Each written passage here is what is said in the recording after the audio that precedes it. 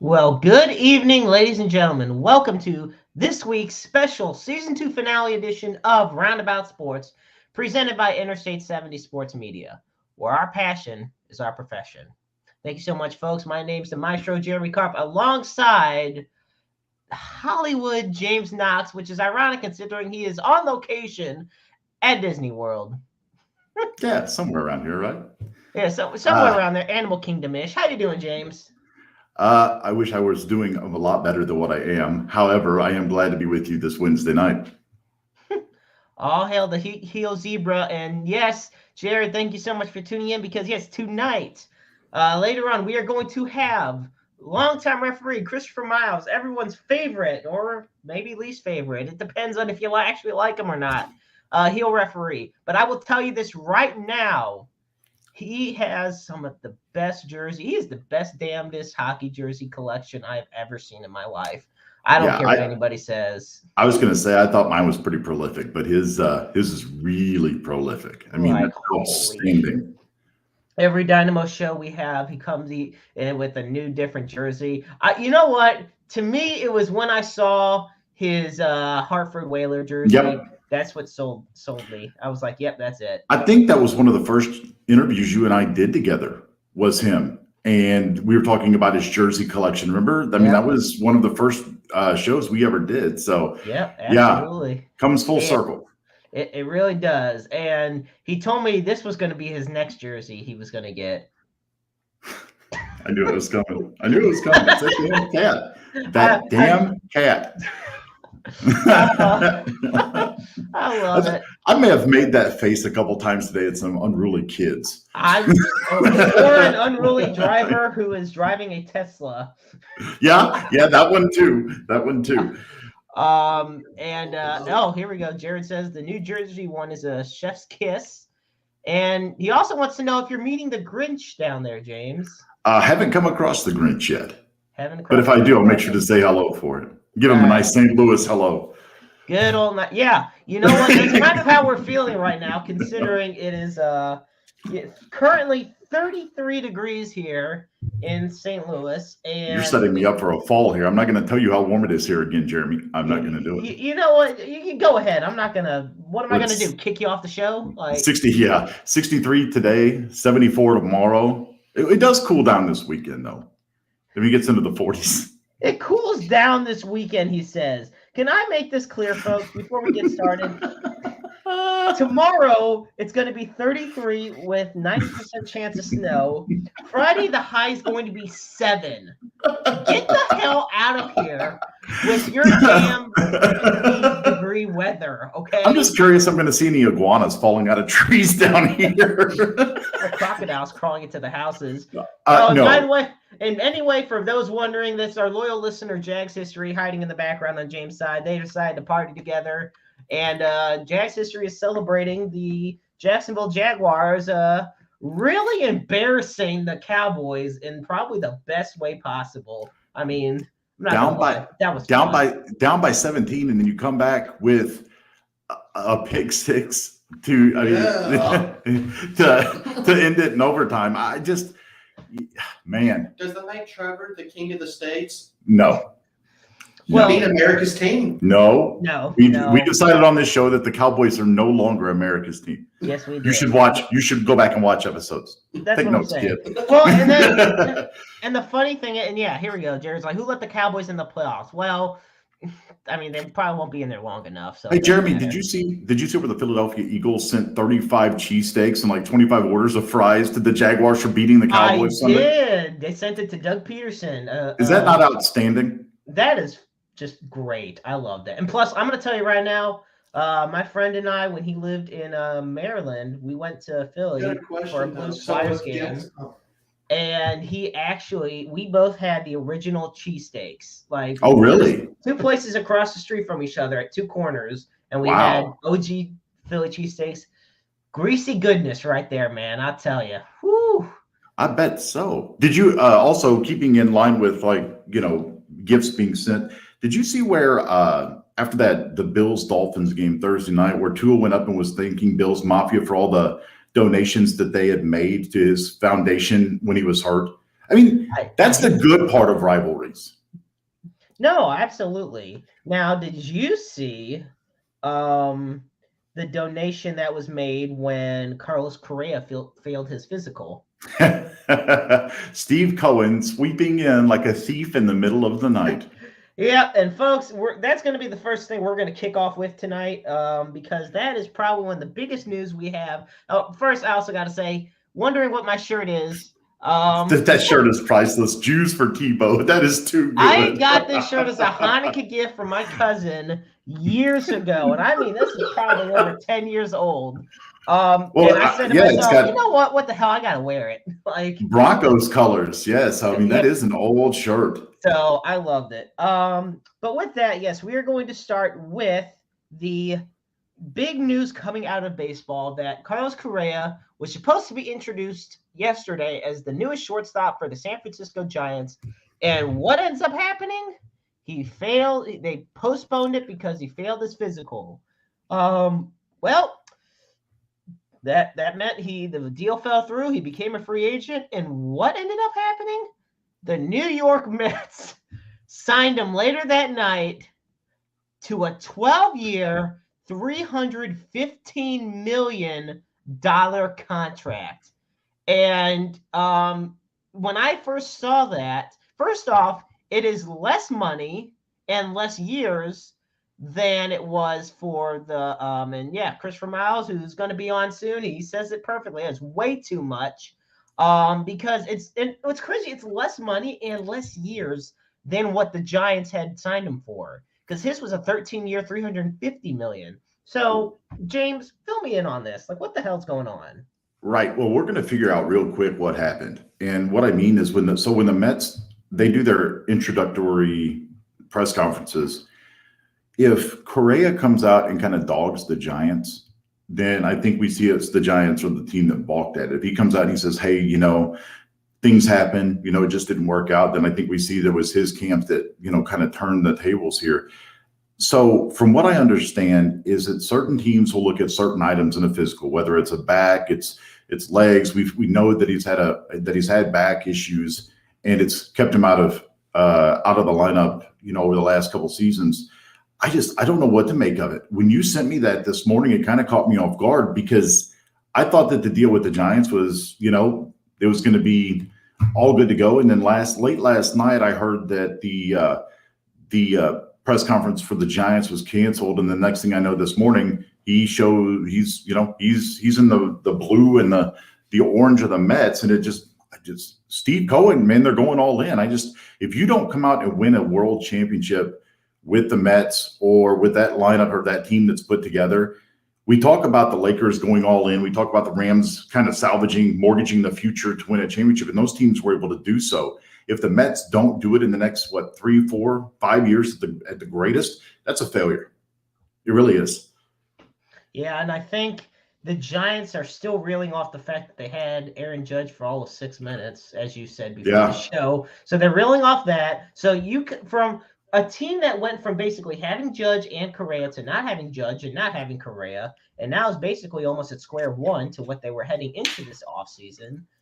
And of course, you already got to deal with the San Francisco or the Los Angeles Dodgers, the Rockies, who, believe it or not, have a higher payroll than the Cardinals, which wrap your head around that one. And of course, the Padres, who now have 3 players under contract with over $300 million deals. And I don't know where if I'm the Giants, I don't know where you turn, because I'm sure we'll get to a shortstop. Dansby Swanson's not out on the market anymore. Of course, he signed that deal with the Cubs. The Giants, I mean, really, the only signing they made was Mitch Haniger. There's not much left out there for them to go or to turn to. No, there's really not. It's something that the Giants are going to have. And if they're not careful, the rest of the free agents that are out there, Steve Cohen's got them online too. Yeah, Steve Cohen is definitely keeping a close eye and ears and pocketbook open on everything going on. With that, we're going to continue with a little bit of baseball talk. And what's interesting here, and because I'm actually going to be talking about soon we're going to have some Pro Bowl announcements of the players that actually made the Pro Bowl I'm thankful that my favorite offensive lineman and one of my favorite players, Joe Bitonio of the Cleveland Browns, made it. So hats tip tap to you on that one, my friend. So here we go. I wanted to also bring up something that somebody had brought up earlier in regards to the St. Louis Cardinals. And I mentioned that the Rockies have a higher payroll than the Cardinals. And you may say, well, why does that matter? Because it brings back the age-old adage of people feeling like the Cardinals are not doing anything. And my issue is, and this is from, here we go, I found it. I had to dig deep. This is the thing.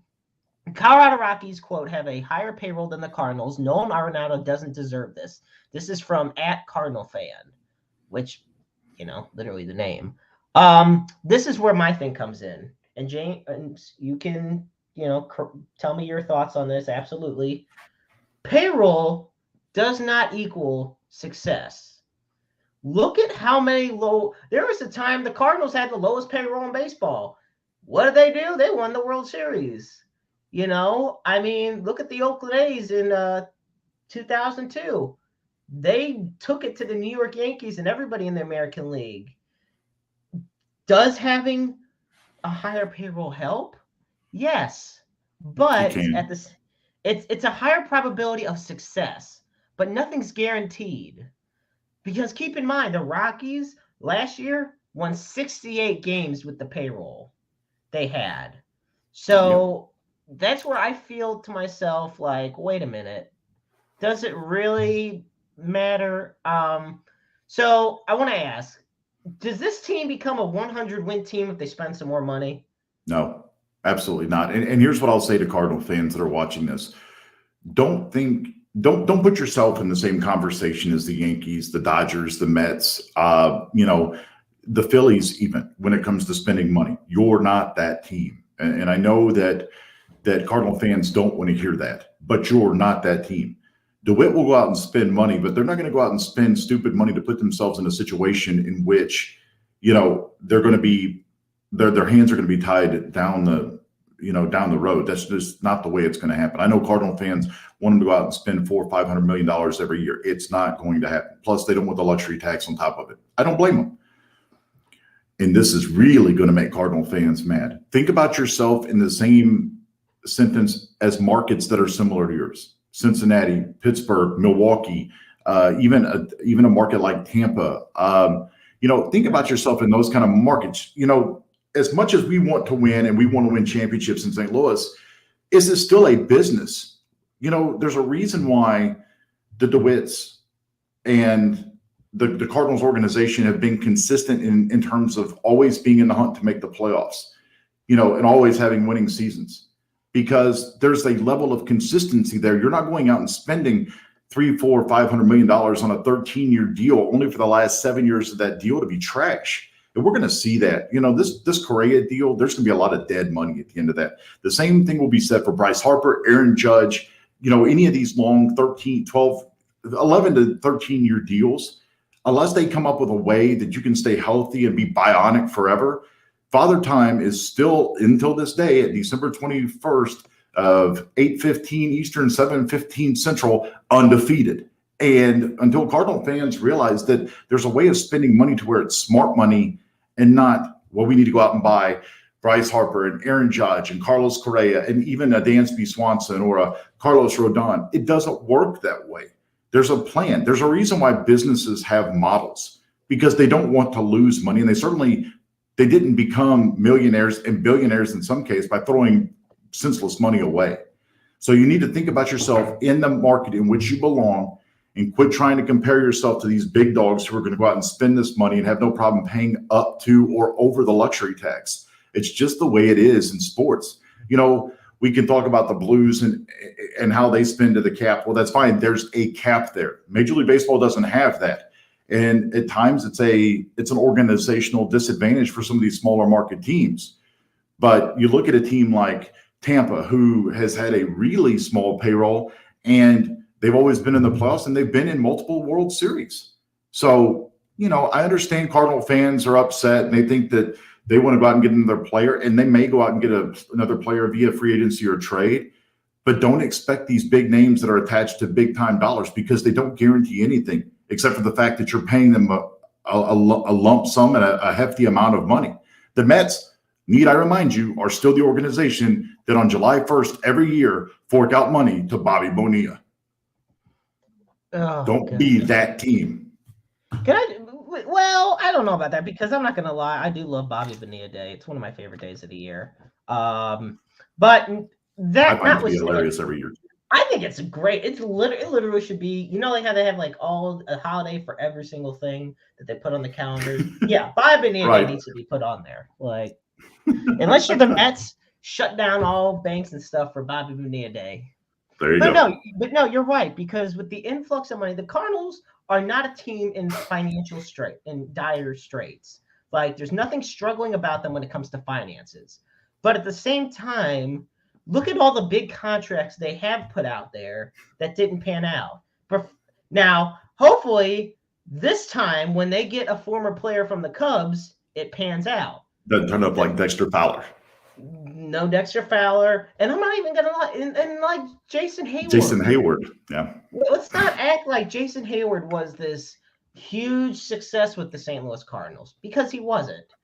It wasn't as bad as the Dexter Fowler experience, but nevertheless, you take into account big contracts don't equal big success, and because if that was the case, guys like Adam Wainwright and Ray King and Jason Marquis wouldn't be on the Cardinals, because they would have shelled out tens of millions of dollars to keep JD Drew in the organization. Ugh. All talent, no work ethic. Exactly. So, see, there you go. Hallmark needs Bobby Bonilla Day cards. I love it. It's perfect. But no, I think the Cardinals, this is one of the better off seasons the Cardinals have had. The only down mark I would give them is not retaining Quintana. Yeah, that one's going to hurt. That's the only thing.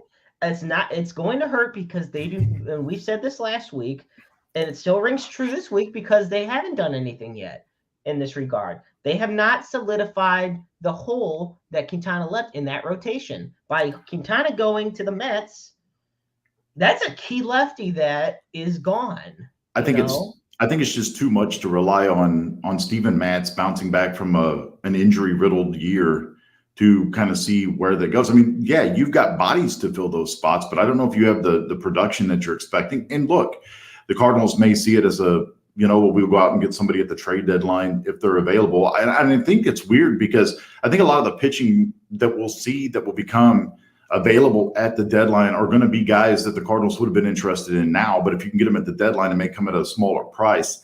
I do like that the deal that Dan O'Dowd from Major League Baseball Network put out, sending Carlson, I believe it was Carlson, Burleson, and Liberatore to the Pirates for Brian Reynolds. And we had talked about hot take on that one. We put that on our Interstate 70 Sports Media Facebook page, and a lot of people didn't like that trade. Idea. I am right, and I'm the silent minority here, because I do like the deal, and Brian Reynolds has shown that he can produce, and everybody wants to say, oh, he can't play center field. Well, okay, and Dylan Carlson has showed at times that he can't play center field either.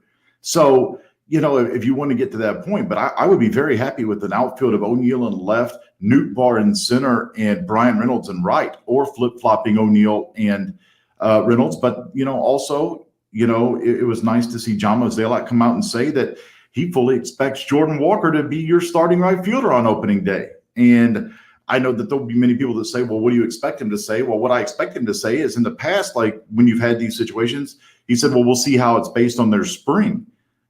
There's a lot of trust and a lot of confidence in Jordan Walker. And mind you, John Mozeliak, also the same person who said that Jordan Walker could very well be the second coming of Albert Pujols. And I'm saying that's not verbatim, but the idea is very much the same. So, I like the deal for Brian Reynolds, because even if you move a Nootbaar back to the bench and he becomes your fourth outfield, he's still a hell of a spark plug. And we saw how important he was to the chemistry of this team and the production down the stretch in 2022. Without a doubt. Moving on to one more piece of conversation for baseball, actually. So I wanted to get your thoughts on, if I can pull it back up. Here you go. So we already know that Dansby Swanson signed with the Chicago Cubs, and I just want to kind of find your thoughts on this, James, because yet again I feel like it was everybody was thinking he'd go to the Cardinals. We even talked about the contract, we thought about it would work with the All-Star Gold Glove infield and everything. But I want to ask you right now, because it's a 7-year, $177 million contract that Swanson signed with the Chicago Cubs. Now, he is 28 years old right now. He'll be 29, I believe, on, if I remember correctly, February. He is a All-Star World Series champ and a Gold Glove Award winner. He's a career 256 hitter. Does Dansby Swanson, and I want you to maintain your thoughts even before he signed with the Cubs. I want you to maintain your stance. Is he worth $177 million over 7 years? So you're looking at roughly what, $25 million a year, 25 and a half million or something like that. Boy, right. That's steep. And I'm going to say no, because I don't think the production dictates $26 million a year player for him. But it's what the market dictated. When you saw guys like Carlos Correa going off the board, and Xander Bogaerts going to the Padres for just an obscene amount of money, it really set the market. And when that shortstop market was set, it almost set the Cardinals outside of that market. There was no way they were going to go out and spend that kind of money on a shortstop. And, I think in a perfect world, Tommy Edman takes that position and runs with it. And when Paul DeJong does play, he produces. But we've seen this happen before. You really can't put any eggs in that Paul DeJong basket. Anything you get from Paulie D is going to be a bonus. But back to Swanson, I don't feel he's worth that money. And I understand he has all these accolades, but Gold Glove is based on defense. Yeah, you were part of a world championship and you helped contribute, but his numbers, especially his offensive numbers, don't jump off the page. His WAR doesn't jump off the page. So, I think I told you when we figured it out, I looked at him as possibly a $18 million a year player. And boy, was I off. But again, the market with Correa signing, with Xander Bogaerts signing, those big contracts, it doesn't surprise me, because if you wanted to go out and get your guy, you had to overpay grossly to get him. Yeah, very. I do. However, I do feel with the Swanson signing and the Cubs extending Jameson Taillon, the Cubs may have hopped over the Brewers to be, where it's the Cubs and Cardinals in contention with each other for the National League Central. And we'll definitely have to see how that one plays out for sure. Yeah, that'll be interesting. It's going to be interesting how the division works itself. And obviously, the offseason is just getting started in Major League Baseball. It really is. So, folks, with that, we are going to turn now to the National Football League. Thank you so much for joining us here for the Season 2 finale of Roundabout Sports. If you have any comments, questions, anything, whatnot, be sure to share it below. We're definitely going to look forward to reading them for you. So, James, I want to ask you, do you know what anniversary is coming up this Friday? It would have been the 50-year anniversary of the Immaculate Catch. Or the Immaculate Reception, I'm sorry. Yes, you are absolutely right. And the Steelers this week, if I can recall, are going to be playing the Las Vegas Raiders. I was, of course, I was like, wait a minute, it's not the Oakland, but it's definitely the Raiders. But anyway, they also were going to retire the jersey of running back Franco Harris this week. And the weird thing is, for a franchise as excellent and prestigious as the Steelers, it's amazing to think that there's only been 2 retired jerseys up to this point. Well, we found out this morning, and I hated waking up to the news to hear this, that Hall of Fame running back Franco Harris, you see number 32, this is actually right after he made the Immaculate Reception. And what's interesting is only a couple people know for sure whether it was a legal catch or not. And I believe it was Jack Tatum who, Raider safety Jack Tatum, I believe, is the one. And he says he knew, or was it it was somebody else. I forget exactly who it was. John Fuqua. Yeah, Yep. Fuqua is the one that maintains that he knows who it was, whom the ball hit first, but he will never tell. He says he's going to let it remain immaculate for the rest of his life. Point being, I'm sorry for trailing off. So Franco Harris sadly passed away this morning. He was 72 years old, and it just shocked everybody because, once again, like I said, this was just 2 days before. It was 3 days before the 50th anniversary. He actually, and it was considered sudden because he's been on social media days before. He'd spoken to visitors at the Heinz History Center the day before. And he, like, the thing of it is, it's also very similar, his passing was, to another Pittsburgh legend, Willie Stargell.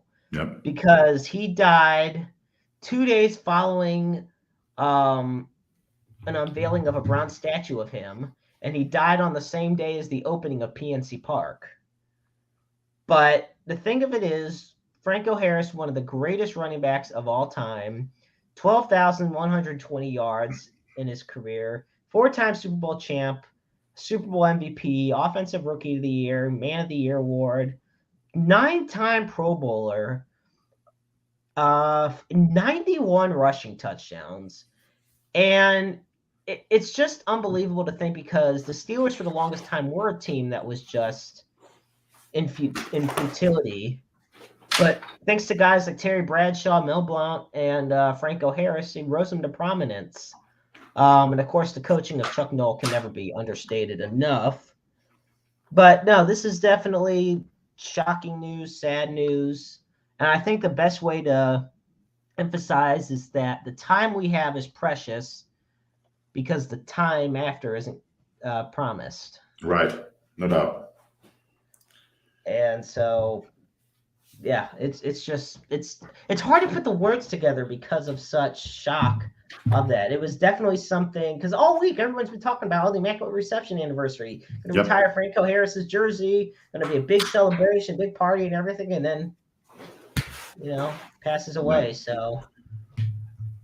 Yeah, it's definite sad news this morning, because you're right. I mean, that was kind of what everybody had talked about. All the national pundits, experts, all these shows, it was all talking about the Immaculate Reception. And then we get the news this morning that Franco Harris passed. So definitely a sad day for the NFL and for the Pittsburgh Steelers and their organization. Without a doubt. And to bring a bit of, best put it this way, to bring a bit of updated news in the NFL, one's a little light in the mood. We actually have the released rosters of the Pro Bowl games. Now, this isn't your traditional AFC versus NFC flag football crap like it was in the past. No, this is actually more updated. So I'm going to go down the list here and talk about who we got. So we're going to start with the quarterbacks. And I'm especially happy for this. So we got Jalen Hurts, Kirk Cousins, Geno Smith, Joe Burrow, Pat Mahomes, and Josh Allen. Overall, let's just talk about quickly. I just want to say how well-deserved it was to have Geno Smith in there. James, he was such an outlier, and we thought his career was going to be done just a couple years ago. But here he is making a huge comeback for the Seahawks as they're fighting to remain alive in the playoff hunt. Yeah, I mean, it's awesome to see him, get back, kind of get his mojo back in terms of how he's playing now. It's probably a good thing this Pro Bowl voting was done a while back, because the Seahawks have kind of gone into a tailspin the last 3 weeks. So, and you're right, they're definitely fighting to maintain a playoff spot. It'll be interesting to see if they can make it into the NFC playoffs. I don't think there's a team out there that would want to go to Seattle, to play, but guess what? They don't have to, because San Francisco kind of ran away with that division thanks to Brock Purdy. But still, as a team that can play really good and stingy defense and have a running game with Kenneth Walker III, I don't think there's a team out there that would feel comfortable having to play the Seahawks in the first round. Oh, without a doubt. Next up we got is for our running backs. Each team got running backs, and then one fullback was selected. So are the three running backs from the NFC side are Saquon Barkley, Tony Pollard, and Miles Sanders. Notice Zeke did not get picked, but the voters chose Tony Pollard. That's a great one. And he's a better back. He is the better back, but he's probably not. I don't even know if he'll be on the Cowboys next year. He's hitting the free agent market. I don't think he will. And then Kyle Juszczyk is the fullback. Honestly, best fullback. Makes sense. Yeah. I'm never going to argue that. Then for the AFC, Josh Jacobs, Derrick Henry, good old Nick Chubb, baby. We got one for Cleveland right there. And then Patrick Ricard from the Baltimore Ravens as the fullback. Yep. So overall, great selections right there. We head to the wide receivers now. For the wide receivers from the NFC, there's Justin Jefferson, A.J. Brown, CeeDee Lamb, and Scary Terry McLaurin from the Washington Commanders. Justin Jefferson, to me, if you're not going to give a quarterback the MVP, which I don't think every year you should, Justin Jefferson and Travis Kelce have to be the two top non-quarterbacks right now. Jefferson needs 337 yards over his final 3 games to eclipse 2,000 yards for the first 3 years of his career. That's something that no other wide receiver has ever done. And he's still on the verge of, he's only 10 yards away from passing Randy Moss for most right. Vikings. Vikings in a single season. And he still has a great chance to freaking make the NFL record for receiving yards in a season, passing Calvin Johnson. And then for the AFC, you got Tyreek Hill, Stephon Diggs, Devontae Adams, and Jamar Chase. Now, Devontae Adams, interesting case, struggled early on here with the Raiders, but he and Derek Carr found their connection and have really been tearing it up lately. The whole offense of the Raiders has really been doing good. And Jamar Chase, it's interesting with Jamar Chase because he was injured for a few weeks, but when he's on, he is on.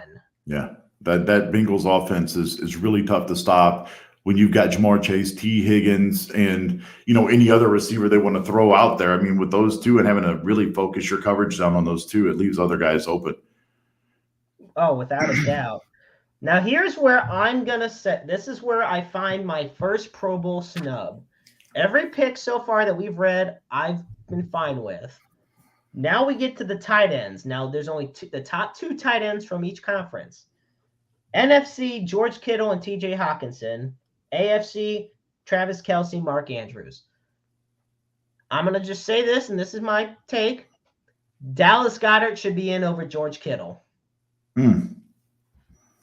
Dallas Goedert, in my opinion, and I know he had an injury this year, but honestly, this season, Dallas Goedert, 544 receiving yards, 43 receptions, 3 touchdowns. And this is where you see it as a popularity contest, Jeremy, because George Kittle has not had the typical George Kittle year, but because he's been there so many times before, it was an easy vote just to put him in. Right. It's literally, and I'm so happy T.J. Hawkinson made it too. Big fan of his on the Lions, and I'm happy to see him succeeding with the Minnesota Vikings, which, God, go and get me started with their game last week. 33-0, really? And they come back and win? Yeah. I got Dad to watch the end of it with me. One of the greatest games I've ever seen. Now we get to the offensive linemen. First, we're going to go through the offensive tackles. Laramie Tunsil, Orlando Brown, and Teron Armstead. And then for the AFC, you have, for the NFC, you got Trent Williams, Tristan Wirfs, and Lane Johnson. No argument there. No argument on any of them. And then for the offensive guards from the NFC, you have Landon Dickerson, Zach Martin, Chris Lindstrom. And then for the AFC, you got Quentin Nelson, Joel Bitonio. I'm so happy about that one. And Joe Tooney on the Kansas City Chiefs, repping the Chiefs Kingdom right there. And with that, we go to the centers once again. Another Chief, probably arguably the best center in the league, Creed Humphrey, getting selected alongside Mitch Morse of the Chargers. Then Jason Kelsey and Frank Ragnow. So overall, great offensive line picks. Wyatt Teller still having a pretty good year, but I can tell he's been struggling as late. And honestly, you're not passing up any of the three that were selected. It's just when it's only these three guys, it's just hard to choose. So overall, you are literally getting the best of the best right now. Now we get to the defensive linemen. Now it's the top 6 voters. So we got for the AFC, we got Myles Garrett, we got Max Crosby, we got Trey Hendrickson, Quinnen Williams, Chris Jones, and Jeffrey Simmons. For the NFC, we got Nick Bosa, DeMarcus Lawrence, Brian Burns, Jonathan Allen, Dexter Lawrence, and Aaron Donald. You knew you weren't going to have a Pro Bowl games or whatever without Aaron Donald, but at the same time, if ever there was a year where it would have been at least debatable not to have it, this would be the year. Yeah. Because the whole team has just been an absolute mess. And you've watched it, unfortunately enough, unfold. And I think a lot of that actually has to do with the fact the Rams just went all in last year. They put too much into last year to really understand that it's almost like the Chicago Cubs. You do so crappy for so long, but you finally get that one championship, and then whatever happens after that happens. Right. And just a lot of injuries. I mean, this is like I've mentioned the last couple of weeks. I mean, I've never seen an NFL team so riddled with injuries that have just kept the team from doing anything. It started with the offensive line, then your best receiver gets hurt, then your quarterback gets hurt. Now Aaron Donald's hurt too. It's just kind of like shut it down and get healthy for 2023. But, in terms of those Pro Bowl picks, I think that's pretty much par for the course. It's kind of what we expected. Right.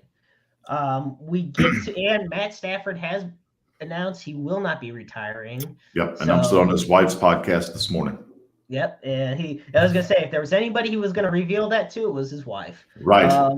And he revealed on the podcast this morning. Now we get to the linebackers here. This is where I have a little bit of a problem. We look at our Pro Bowlers. Very first name, I'm going to say I have a problem with it. And everyone's going to castrate me or something, but I'm going to tell you why. TJ Watt. Why the hell should a guy who's played 4 games this year be in the Pro Bowl? I know it may not. Why is Nick Bolton not in the Pro Bowl? And because let me just you're right. It is a popularity contest, but let me just make this clear on Nick Bolton's season. Well, it's no different, Jeremy. It's no different than when London Fletcher got snubbed year after year until he finally proved himself. I mean, it's trash, but again, it's a popularity contest. And unfortunately, the little guy that that's not as well known is going to get kind of swept under the rug. Right. And, this year, so far, he has 137 solo tackles. He has 2 sacks, 2 interceptions. He has a forced fumble. I'm not even going to delve into what TJ Watt has because there's not much to work with for TJ Watt. There are no statistics. TJ's on. This is the former defensive player of the year, TJ Watt is. And I get that. He's an elite linebacker. But when he's healthy, when he's not, and I don't mean when he just has a minor injury to where he's not playing his best. This guy was out 11 weeks. I should know. He was on my reserve list on my fantasy team. I know about it. So we're going to continue, though. So I already am having a problem with that.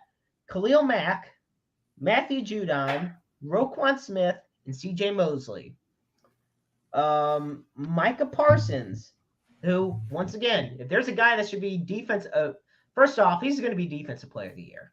Yep. I also say you need to put him in the MVP conversation. Agreed. I think in the top 5 for the MVP right now, you will have 2 quarterbacks, a receiver, a tight end, and a defensive player. That's what I'm looking at right now based off of it. And I think Jalen Hurts is leading the way right now. Yeah. That's just my opinion. I think it's Jalen Hurts. Then I think it's Pat Mahomes. And then Justin Jefferson, Travis Kelce, and then Micah Parsons. Here we got Zadarius Smith, Hassan Reddick, Fred Warner, and Demario Davis. Thoughts? I have no argument. I have no issues with those picks either. Now we get to the Pro Bowl defensive backs. Now this is the top 7 from each conference. And oh gosh, there's going to be one. The last one on this list is going to be a hell of a time saying his name. Well, first we got for the AFC, we got Sauce Gardner, Patrick Surtain, Marlon Humphrey, Xavier Howard, Minkah Fitzpatrick, Derwin James, and Jordan Poyer. For the NFC, you got Trayvon Diggs, Tariq Woolen, Darius Slay, Jair Alexander, Quandre Diggs, Buda Baker, and we have Talanoa Hufanga. And yes. If I got that right, which I don't think I did, it's Alfunga, and he plays for the 49ers. Okay. He is what I refer to as Troy Polamalu 2.0. Because he has the hair and everything else. Yeah. I will take it. Honestly, overall, great no list. Issues there either. Yeah. First off, also, you want to talk about a Steeler that should be, if there's a guy in the conversation for Defensive Player of the Year as well, he's a dog. Minkah Fitzpatrick. I may not like the Steelers at all, but god dang, I can't argue with talent, and Minkah Fitzpatrick's that talent.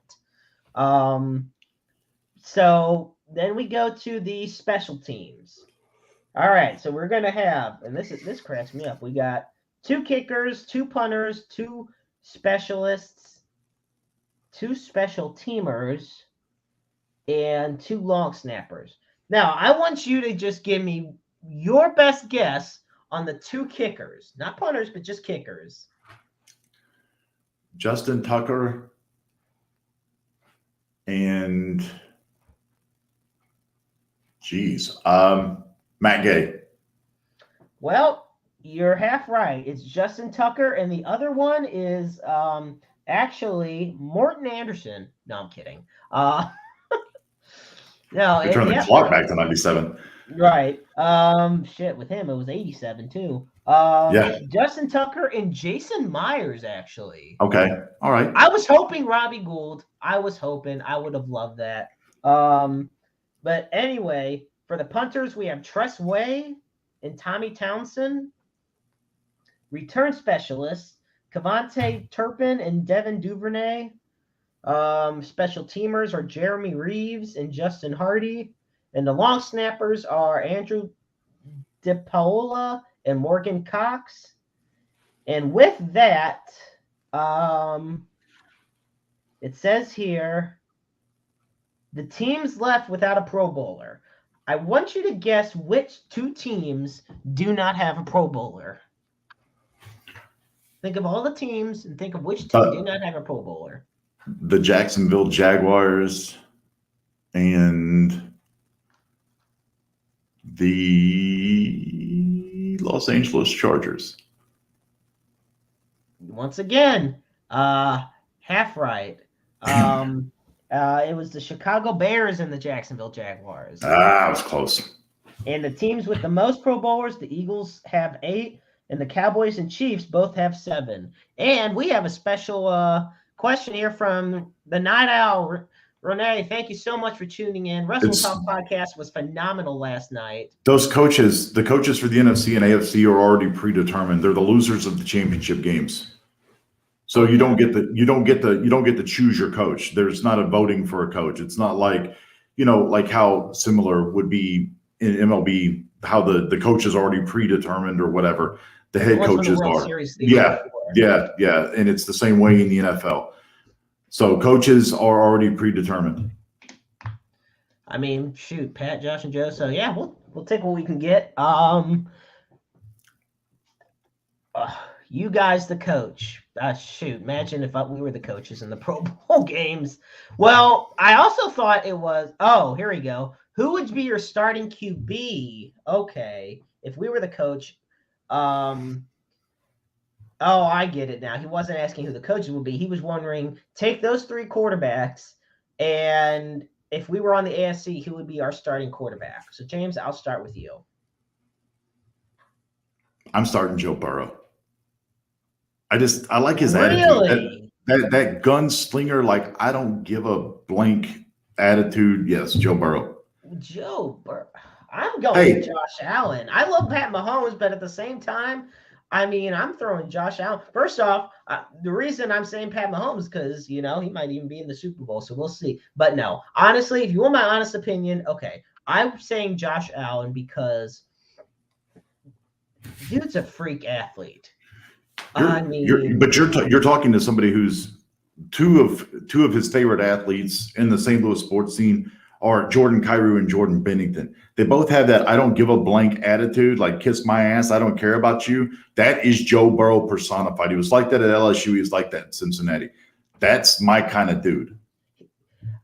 He is definitely your type of dude. I will give you that. But at the same time, Josh Allen almost is like that in the sense, do you not see some of the hits he takes? He'll hurt. That's dumb because he's shortening his career. Right. I get that. But at the same time, that takes into account he don't give a crap. Because screw it, he's gonna go all out, balls out. First off, true. Here we go. Joe Burrow is who Baker wishes he was.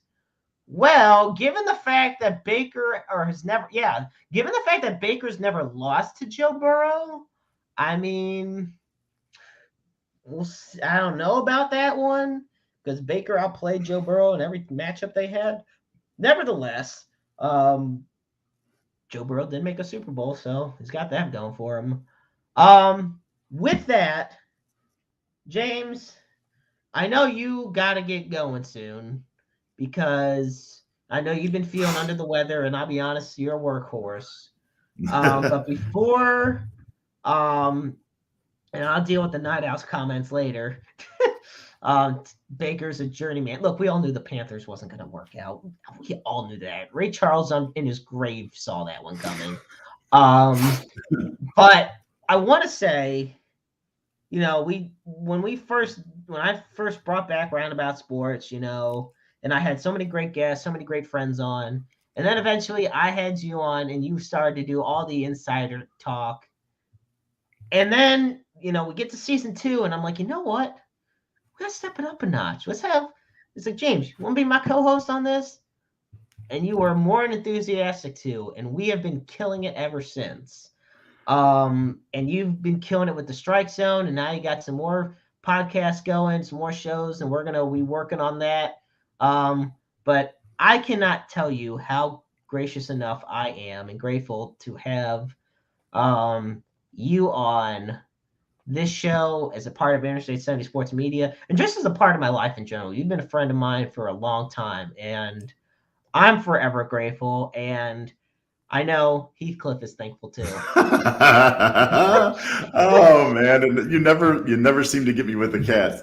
Yeah, man, Jeremy, it's been an absolute pleasure. I know when we talked about this, the second season of Roundabout Sports and how we were going to do this and me jumping on as your co-host, I was like, well, yeah, we'll see how this works. And I think it's kind of blown all of our expectations out of the water. It all started way back in the Central West End whenever you had me on right after the Blues traded Ryan Reeves away to the Penguins on trade night. And it's kind of crazy. And yes, he was. So, That's kind of funny too. But yeah, I mean, it's amazing where this is going, and we've been friends now for what 7-8 years. It's gone by really really fast, and looking forward to 2023 and beyond, and seeing where this takes us, man. Absolutely, a lot of things great in store, and the best part about this being the season finale is that this gives you a few weeks to rest. Rest a bit. If you just you want to talk about a don't give a blank attitude, it's you when it comes to all your umping and reffing and broadcasting and stuff. At some point, man, just that's why we have a few weeks off. Right, the next couple of weeks. But yeah, I'm extremely grateful to you and to everybody who listens and watches and comments and asks questions. We couldn't do this without you guys. And happy Hanukkah, Merry Christmas, Happy Holidays, and Jeremy will continue on with the show here with everybody's favorite heel referee. I'm going to go rest, and we'll see you in 2023. All right, James, have a wonderful night, and you take care, buddy. Much love. Will do. We'll see you, Jeremy. See ya. Folks, Hollywood James Knox, literally one of the best friends a guy could ask for, and I'm so grateful for everything. Meanwhile, going to the opposite of best friends a guy could ask for. No, I'm just kidding. Let me tell you something about Christopher Miles. He is one of the most entertaining people you could ever meet in the wrestling industry. I have had the pleasure of knowing him for quite a few years now. And it's funny because there's a lot more to him than just counting 1, 2, 3 in the ring. And we're going to find out a little bit more about that tonight.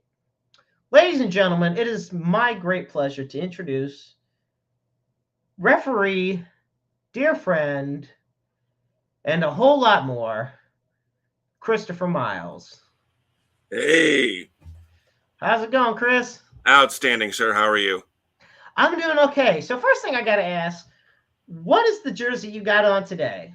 So this is the newest edition of my collection of hockey jerseys. It's my logo jersey.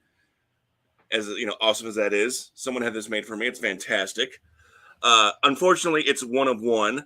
However, you can now get your very own Christopher Miles T-shirts at Pro Wrestling Tees. I've been accepted by them, so you can go look at your shirts there and get your own Christopher Miles merch and support me, please. Absolutely. So I'm guessing it's Pro Wrestling Tees / Christopher Miles, or? Yeah, I will put it in the comments here shortly. Okay, good, because I want to make sure we get that on there, because I know you've shown me what they look like. You've shown me, I do have some magnets of yours that you have given me as well. So you can buy those from me directly at shows. Over the T-shirts, you got to get at Pro Wrestling Tees. At the magnets you can buy from him, but you got to go online at Pro Wrestling Tees to get the shirts, which just makes it even more special. Because could you have imagined? In fact, I think we got it right. Yep, here we go. So Pro Wrestling, www.prowrestlingtees.com/catalog search, all that stuff. But St. Louis Zebra. So where did we already know we always call come on Stripes or come on Zebra. Where did the heel zebra part come from? I don't know. People started booing me a lot in when I got introduced in matches. And I think it had a lot to do with the fact that one of the announcers announced me by my actual career. He called me Officer Christopher Miles because I do work in law enforcement in my day job. Oh, no. So it's like all of a sudden I'm starting getting booed. It's like, oh, here we go. Yeah, I'm not going to lie. Working in the St. Louis area and finding out you're an officer, and then it's not going to get the wrestling crowd's best reactions. You know what? It's fine. A lot of the I've sold a lot of T-shirts, so I mean, somebody's doing something. Well, it's like when the Beatles, when people were burning Beatles records, because John Lennon basically said the Beatles were bigger than Jesus, which was taken out of context anyway. But what did all the fans do that burned their records? They went and bought new ones eventually. Yeah. So guess what? The people that are booing you, they're going to end up buying your shirts. Hey, I've sold way more than I thought I was going to, so hey, I'll take it. If I ever sell one shirt, that would be more than I expected. So I guess the first thing I got to ask is, what made you want to put on the pinstripes? Not the Yankee ones, of course, but yes. So, been a fan for longer than I can remember. Like, I don't know when I started watching wrestling. I've just always watched it. It's been an omnipresent force in my life, and started doing a podcast a few years ago where I would talk about, wrestling things that interest me. And then eventually I just kind of got asked, it's like, hey, look, you've been around this forever. You've been doing this podcast. You've been coming to every show. Do you want to be a ref? And it was like, you know what? Yeah, I do. What was the promotion that originally had reached out to you about that? Well, once they reached out, but discussed was with Dynamo. They're the one that discussed. Yeah. Yeah. Okay. So Dynamo reached out to you. How long ago was this? This was during lockdown, so we're getting ready to come back. And it's, a good time to, start a career since everything's basically launching. And that first Dynamo show back was my first show. And, it's been wow. I remember, wait a minute. I remember that one because I was at that one. Yes. I actually don't think I knew that was your first show. Yeah. Which is funny to me because, like, a tip I got from Chris Jericho was to, he logs all of his matches. He, and I keep track of all of mine. And my first 50th, 100th, 150th match were all battle royals. That's funny. I like that. You mentioned about how you log your matches, because I know HD Daniels does the same, and I'm sure Jay King. I think after the 5,000th match, he might have started losing track. Potentially. What's it like working with Jay King for? Well, it's almost like being at the learning tree. You've got someone with experience. I equate it to a rookie wrestler working with, a vet. You try and learn as much as you can. You ask questions. You take criticism well. You understand that maybe they have something to critique you on, and it might be something that might hurt a little bit, but you got to swallow your pride and go, yeah, you know what, you're right. Yeah, and I think that's one thing in the wrestling business you have to understand is at some point you've got to just realize where you are in comparison with those that are around you. I remember the first show I did at Dynamo that I did commentary for. I've known Luke Roberts for so many years, and I've known Jim for so many years as well, and some of the other guys like Surge and Camaro when he was wrestling with Dynamo. So I knew a lot of the people, but I also knew on top of that stuff that you had to do to make an impact. And that was especially as a rookie, you got to show your respect in the locker room. Mm-hmm. You can't go around boasting about yourself or anything. Yeah. Go around, be respectful.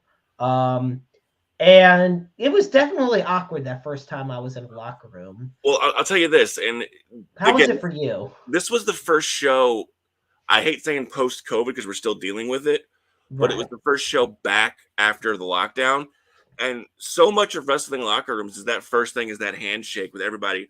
No matter if you saw them 100 times, hey, how you doing, man? How you doing? And a lot of that was just like, it was a lot of head juts and a lot of, fist pounds. And now the handshake is totally back. But that first couple of shows, it was more of oh, hey, man, how's it going? And like, hey, if you haven't met the guy, I'm like, hey, I'm me and you're you. Hi. A weird introduction to the backstage culture. I was going to say, it definitely seemed a lot more serious than, and don't get me wrong, wrestling is a serious business, but at the same time, I show up and, give you a hug, you give me a big hug and everything. Like that was stuff we couldn't, and I do that to a lot of the wrestlers. They know I'm a big hugger. But at the same time, that was something we couldn't do back, a couple years ago because of COVID and how it was. So I'm just, times have definitely changed with that. But at the same time, eventually you started getting to work at other promotions. Mm-hmm. Now, how did they was it you reaching out to them or they discover you and just reach out to you or? Combination of the two. So I started working, the first promotion I worked for outside of Dynamo was MMWA. And, our good friend, HD Daniel set that up. He, gave them my contact info. And then through them, I met the promoter for PWE, started working there. And it wasn't too long working there, multiple shows that they just said, hey, you know what, we're just going to make you the senior referee here. So that happened faster than I thought it was going to happen, but Wow. it's been it's been cool. Very exciting to be more involved in the process. Okay. Wow. I didn't now see. There you go. There's another thing. Being this. Now, what's that like for you? Because you've only been in the referee business a couple years, and you're already a senior referee somewhere. I totally, to an extent, I understand bookers and promoters' frustrations with people, because coming up to show week, I'm getting messages like, "Hey, from the other referees? Hey, do you need me? Am I booked? Hey, what am I doing?" It's like, we discussed this already. I've told you who's coming. I've told you who's booked. I've told you who needs to be here. Why are we doing this the day before the show? Yeah. So how do you go about that in as far as bookers go? Do they just send out an email to the wrestlers? Just carrier pigeon? Just say, hey, get your ass here on Sunday. You're wrestling. Well, with the wrestlers, I don't know. That's above my pay grade. But when I do it with the refs, okay, what about for the refs, I should say? It's simply a message of, hey, who's available and who wants to work, and then I make the decision of who gets to work.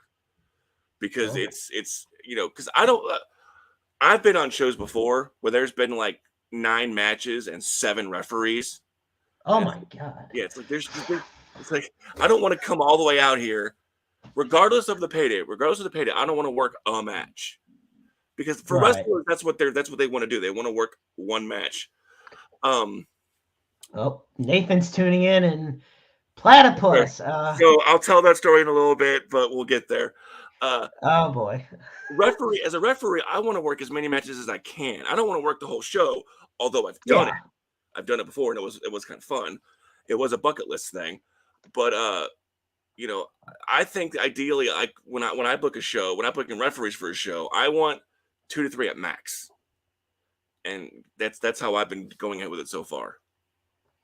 So, what is that? You told me that your first, your 50th, your 100th, and you said your 150th. Yes, were all battle royals. Yes. Okay. And obviously, a battle royal is a unique match in and of itself. Mm-hmm. What is the most outlandish, like unbelievable match that if you said it to anybody, they would be like, "Wait a minute, this match happened?" So I've passed this match around to friends and to coworkers, and it was back in July. And it was Lenny Mephisto and Neil Diamond Cutter in the match of 10,000 tacks.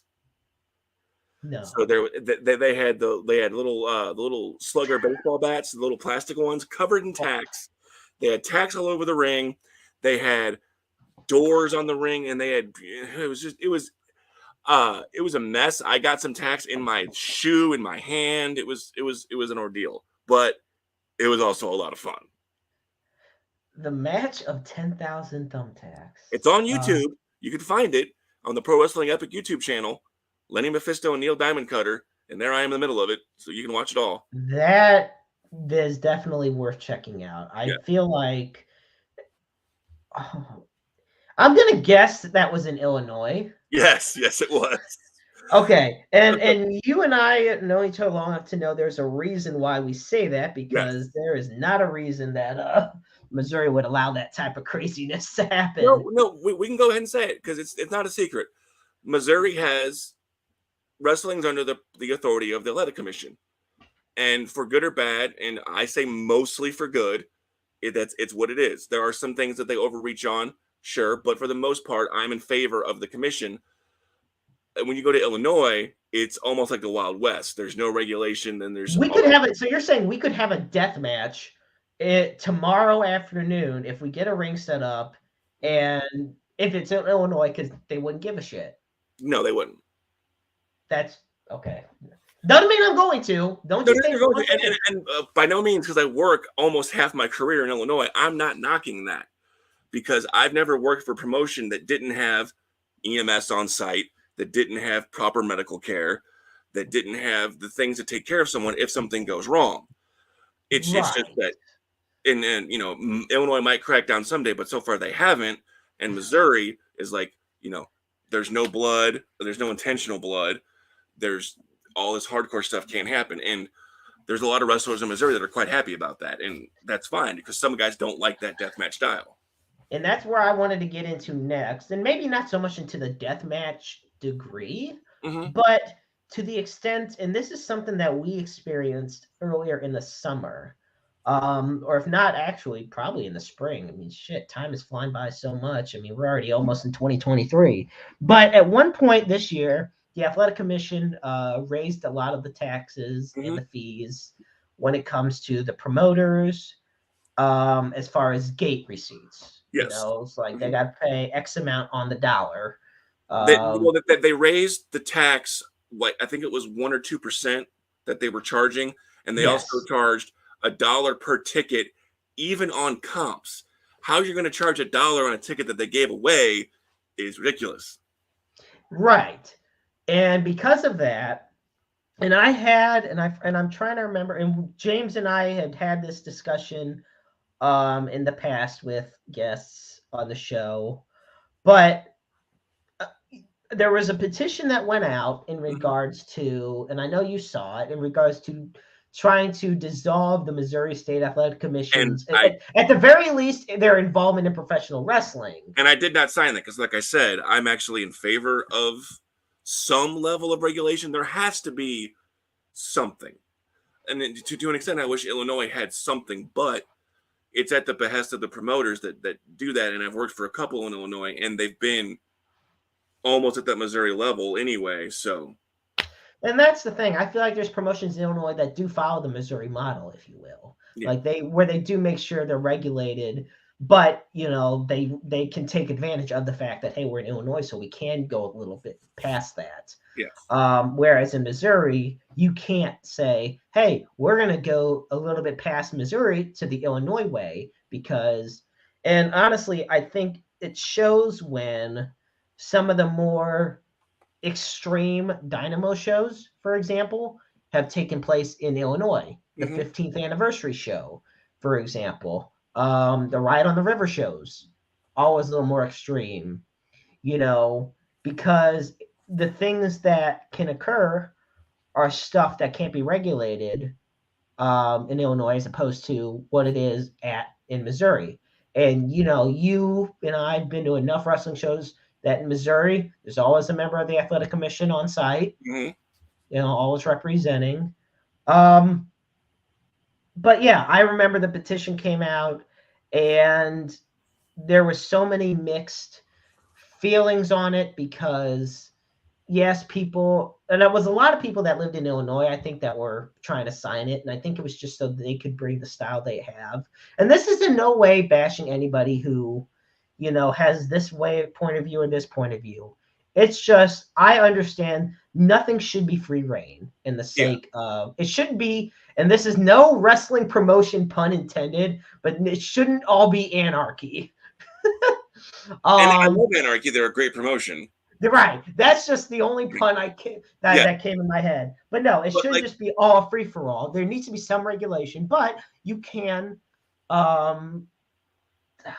it can't be Fort Knox style lockdown boot camp.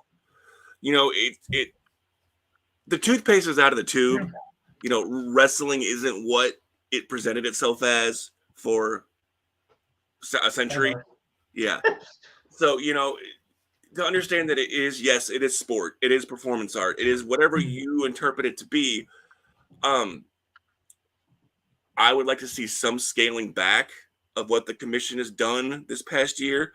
I am in favor of a rep being there because someone does have to be, you know, the voice of reason, the guy, the person that says, hey, got to follow this rule, got to follow this rule. I'm in favor of licensing because I have a license.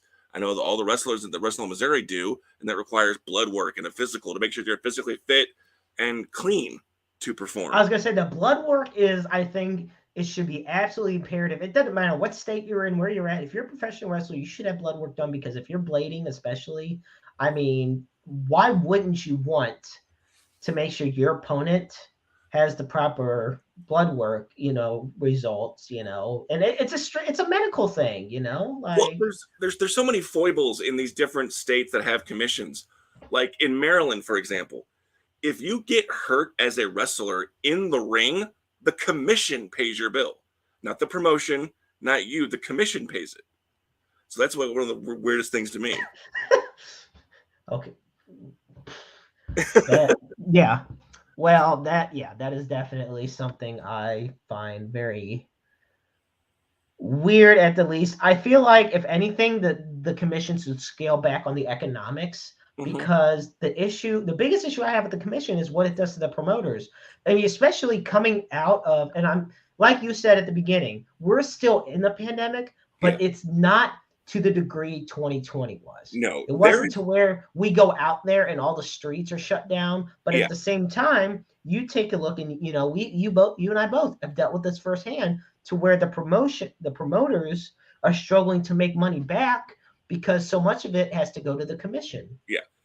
And, like I said, I'm an essential worker. So I went to work every day during all this and seeing empty streets and empty buildings, but there is not a promotion out there, even WWE or AEW, that is back to the numbers that they want pre-pandemic. I mean, you look across all sports, there's football, baseball, hockey, basketball are not at the level of attendance they were in 2019. And who knows if or when we'll get back to that level. I mean, there's promotions that they're putting on great shows that people aren't coming to, and it's not from lack of promotion or lack of trying. It's just that people aren't going out like they used to. Right.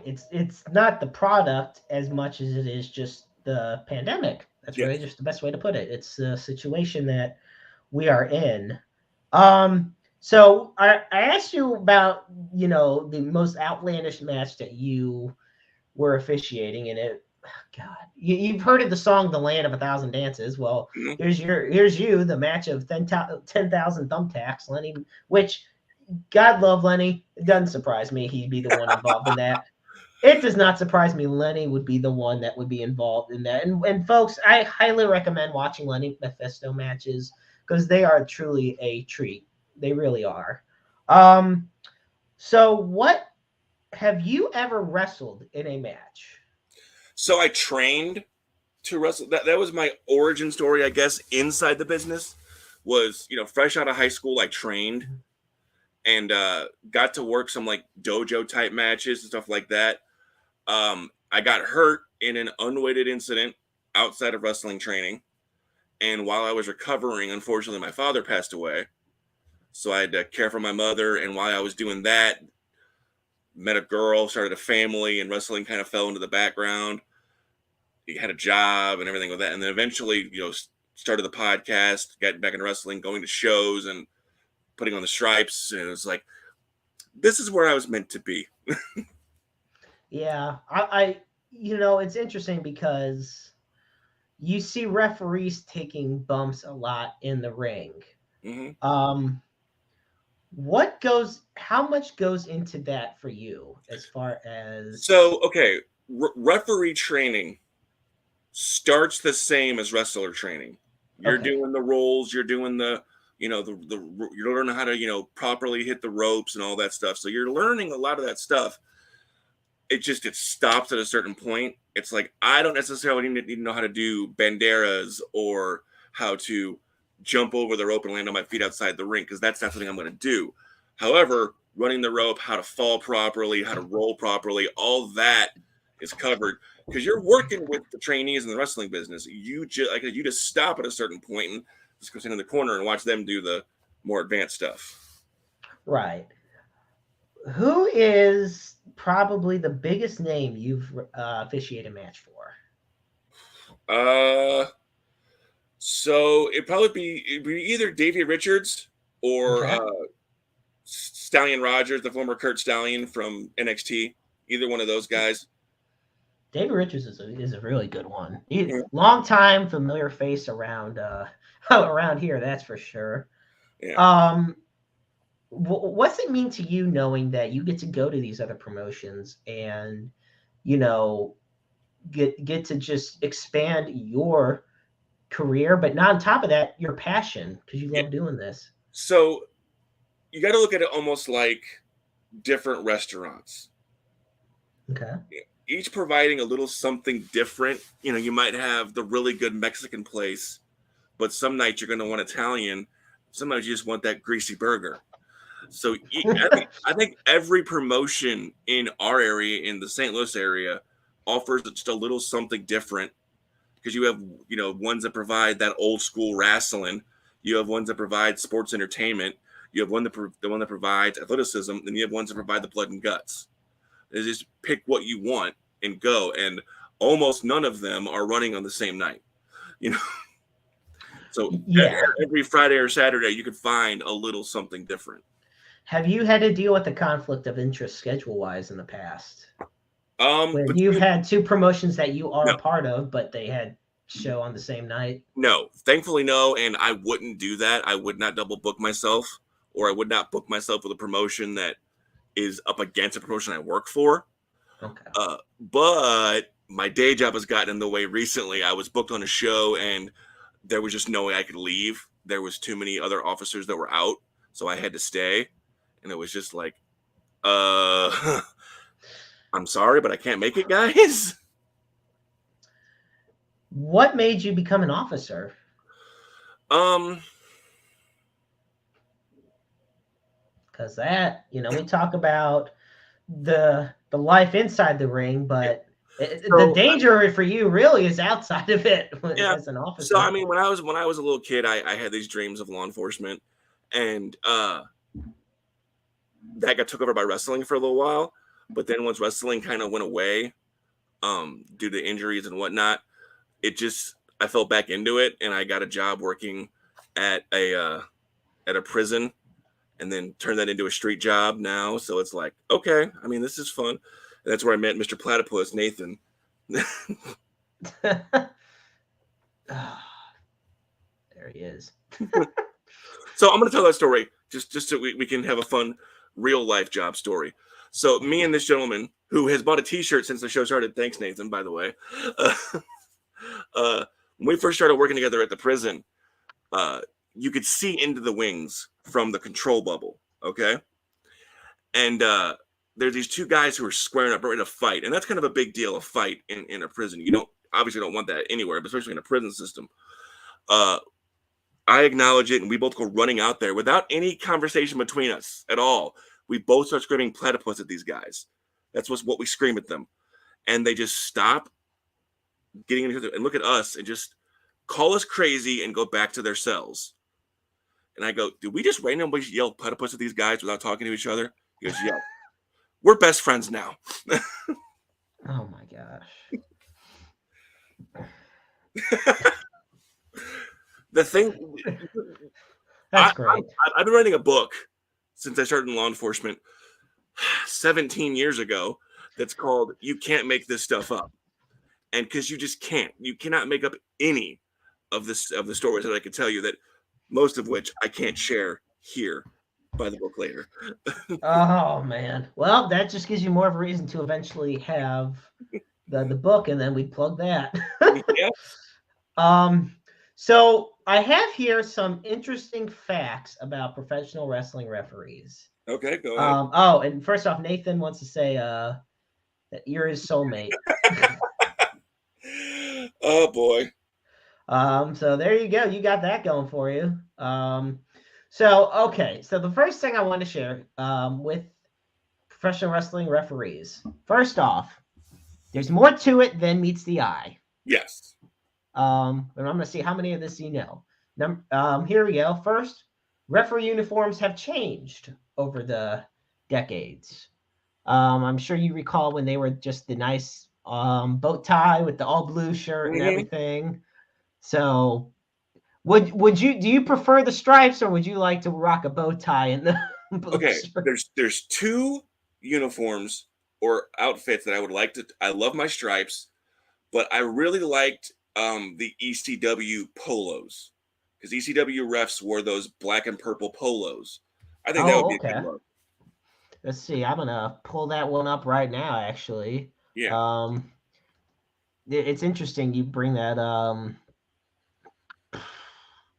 I can even find an old school ECW referee one. I know they have the old school ones where, like, from the invasion. Oh God, no, we don't want an invasion one. Well, I'm sure It'll come up eventually. It's funny. Bill Alfonso pops up. Yes, quite a bit. Quite a bit. Oh my gosh. Now, this is another one. I don't know if this is what you were. This is one of the ones that also popped up as far as referee shirts in ECW, because obviously they were the outlandish ones, so they did all kinds of things. But you have these as well. Yeah, those are not my favorite, but I mean, That was one of the styles that yes, ECW that was had, but one of yeah, them. Yes. I understand that's not one that you would want to preferably. I couldn't imagine you in that one. No, but I mean, of the mainstream refs right now, I like the classic WWE look. Yeah. I don't mind the fat stripes that the AEW refs wear; those are okay. I hate the Impact referees shirts. I just don't like them. There's too much black. Yeah. So here's the first question for you. That was the piece of trivia, but here's the question. Okay. Why do referees wear earpieces on TV? Like the real answer? You want me to tell you, or are you wanting to? No, I wanted. It's like a trivia question. I want to see if you. Yeah, to get info from the back. Okay. No, I know that. I just want. Yeah. That's what I'm saying. We're just checking you out here. Yes, I have earpieces. Here we go. Indie refs must be a part of the action, and most of the time they have to improvise on the spot. Mm-hmm.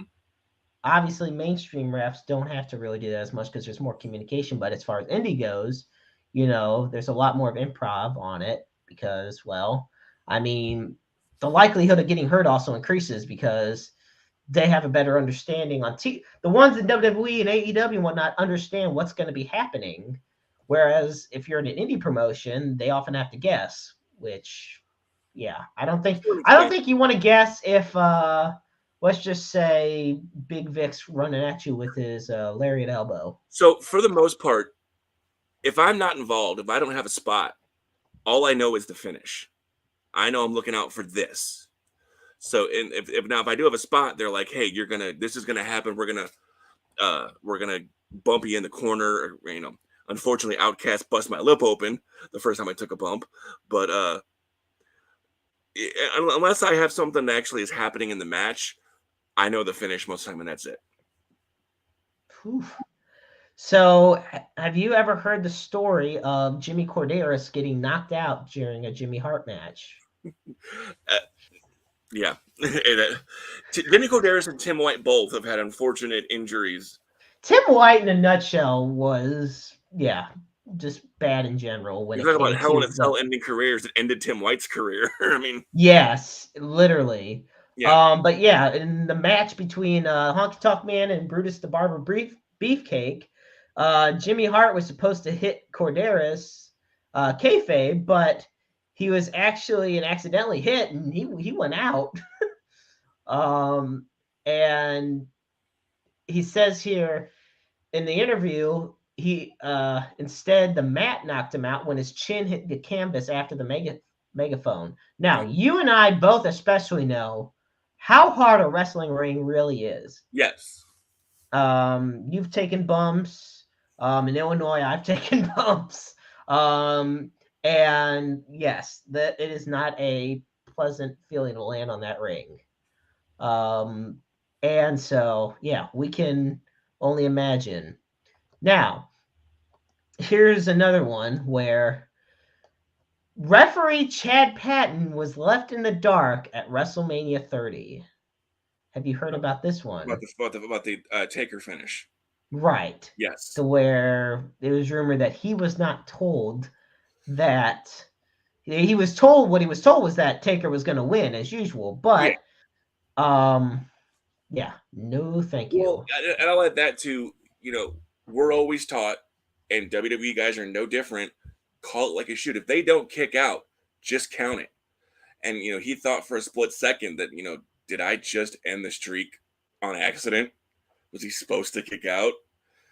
And it worked out for the end, but. Yeah, and I think that was the biggest thing. I'm sure it was a brown trousers moment for a second there. Well, I look, one of the biggest referee moments is the Montreal screw job. And I think one of my favorite parts of it was when it ended because Earl Hebner ran out of there like he was bad out of hell. Mm-hmm. because he knew somebody was going to kick his ass if he didn't get out fast enough. Yeah, more than likely. What I want to ask you also, earlier this year, Becky Lynch suffered a very, very gruesome injury. And normally I'd be like, it's too graphic, Sean, on the air. But be forewarned. Give you a few seconds to close your eyes, folks, if you don't want to see it. So, all right. I gave you a few. This is what she suffered. And yes, I remember this clear as day. And her shoulder went in, and So, what I want to ask you, Chris, is what is the most gruesome injury you've witnessed in a wrestling ring? I've been very lucky in that I haven't seen too many really, other than some, rather deep lacerations. The only really thing that was serious was, and wish him a speedy recovery. Zulu recently broke his foot jumping from the top rope out to the floor and just landed in an unfortunate manner. And I said I wish him a speedy recovery and he'll be back soon, hopefully. But that lump, that's the only real injury that I've seen that was like an actual injury. There's always bumps and bruises and scrapes and lacerations, but especially chops. Yeah. The chops are the worst. Have you ever had to, and we know, and especially in 2022, what wrestling is out there. You'd mentioned it earlier. It's a sport. It's athletic, but it also has that kayfabe like entertainment. Mm-hmm. It's still very real as far as the competition is concerned. We all know that. But there's also this thing known as a shoot, where people are legitimately pissed off at each other, or they go off on the mic, legitimately. And what I wanted to ask you is, and what match did you actually wanted to? You just shared a match, actually. Which match did that is happen? the match of 10,000 tacks. Okay, so this is the match, folks, of 10,000 tacks between Lenny Mephisto and Neil Diamond Cutter. Well, and that's how you can get Christopher Miles t-shirts. But all right, so there, be sure we have the link pinned on our comment section, so be sure to check that out. But have you ever had to deal with a shoot incident in the ring? No, not yet. Okay, look at you. You're looking out so far. Yeah, I've had I had some heated words backstage when a move didn't go properly, but it was squashed pretty quick. It's like, hey, I know you didn't mean it, but just don't do that move no more. Yeah, I notice also one thing is, and I wanted your opinion on this because this actually kind of ties into what I was going to go next. Because I was going to go into mainstream wrestling, Yes, and specifically AEW, because there's a phrase on AEW where you basically are doing the same spot over and over again in every match. Yeah. And we've been in wrestling locker rooms to where they try to minimize that at shows that we're at, whether it be a Dynamo or MMWA or anything. Yeah. What is it when you're watching, let's say, an episode of Dynamite? What is it like when you see 3 or 4 matches and super kicks galore just constantly are happening? I will say this, I am a fan for the most part of the Young Bucks, but if you've seen one Young Bucks match, you've seen every Young Bucks match. It's the Meltzer driver, it's 15 super kicks, it's cool stuff. But you said it a minute ago. One of my favorite things about some of the wrestling shows I work is that Sadie Blaze, Yeah. I'll say his name, fine, but Yeah. on the wall is like, we've had him on. God love him. Yeah, but to go back behind the curtain type stuff, like I don't want to see any super kicks in any matches other than this one. I don't want to see this in any match but this one, and that's such a blessing to have that, because otherwise, and I'm like, again, it's no knock, because guys are gonna do cool stuff. You might have a lot of these guys doing the same stuff in their matches that was in the match before them, and I've seen guys who something happens in a match and they go, all right, we got to switch our match. They just did that, so we got to change our thing. and that's to their credit that they know they can't go out there and do the same thing. I just wish I think you guys would know that. Well, I was gonna say, and I feel like if more people or locker rooms had a say Blaze back there, it'd be better off for the sake of understanding that hey, not every match needs to have the same sequence of moves. Absolutely. Now you mentioned you see one Young Bucks match, you've seen them all because of the Meltzer driver and the multiple kicks and everything. I mean, is there a notable wrestler in WWE that you felt that it could be said the same for? I mean, everyone jokes about John Cena and the 5 moves of doom, but at the same time, Bret Hart, who is universally called one of the best wrestlers ever, had 5 or 6 moves he relied on.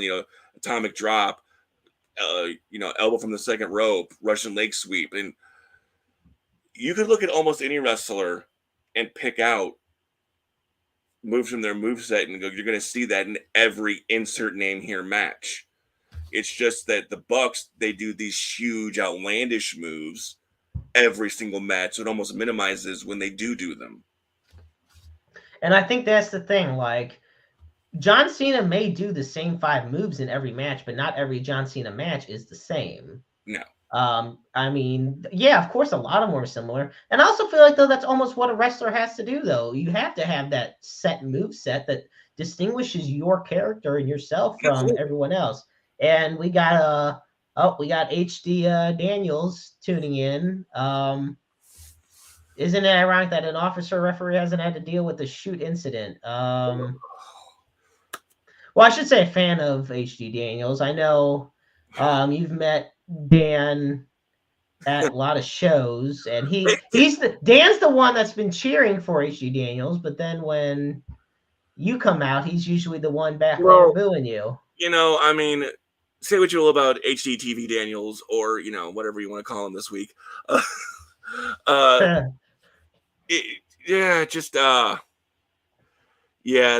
Dan makes the worst jokes imaginable. So yeah. And then another behind the curtain thing, we have a group chat amongst a bunch of us local, people involved in the wrestling industry and fans, where we make picks for wrestling pay-per-views and we chat about it. And this asshole will just make the worst puns and to the point where I made a meme about it. Yes, and I've seen it, and it's one of the greatest memes in history. And that brings me, and I'm not gonna post the actual like full-on meme, but it leads me to my next question, because I say to myself, when we did your promotional pick, a lot of people were saying how much they loved it because, look, you're pretty freaking styling. I ain't gonna lie. All credit to photography. She's the best. Make this look that good. So I was gonna say, was that what photography again? Was that Samantha Krim photography? Samantha Krim. Yep, that's what Fantastic photographer. Yes, and she's done a lot of wrestling and whatnot. But this is the meme that or the picture that can spawn memes. Yes.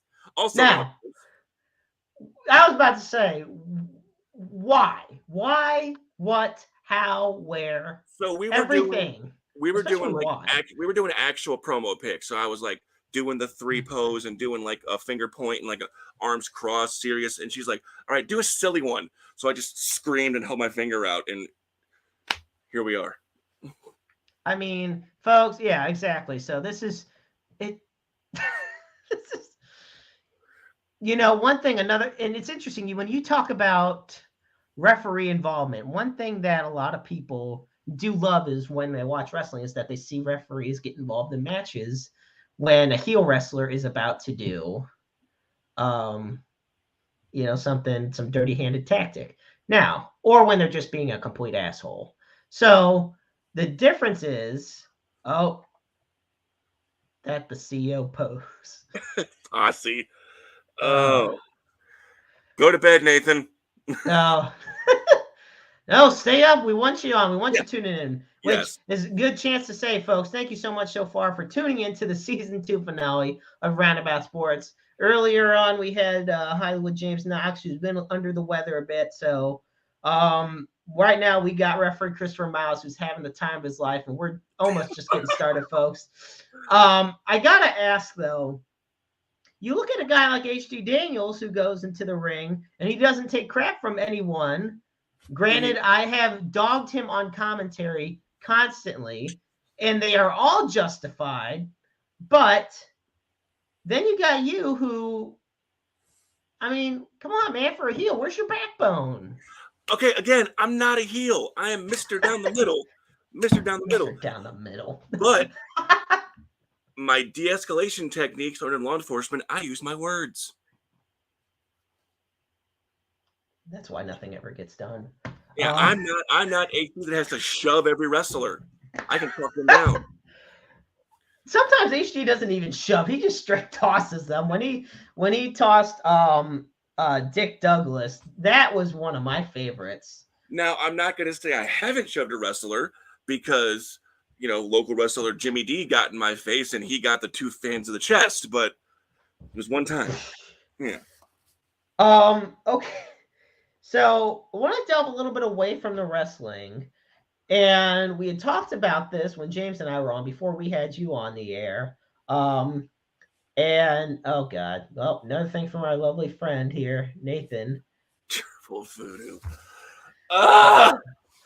All these inside jokes, Nathan. No one's gonna get them. You know what though? That's fine because as long as you get them, that makes it worth it. And yes, folks are tuning in. I love it. All right, we gotta say it. You got the hockey jersey on. That's yours. It's a 1-of-1. It's awesome. But question: where, and when did your hockey jersey collection start? Okay, so probably about I used to only ever have one.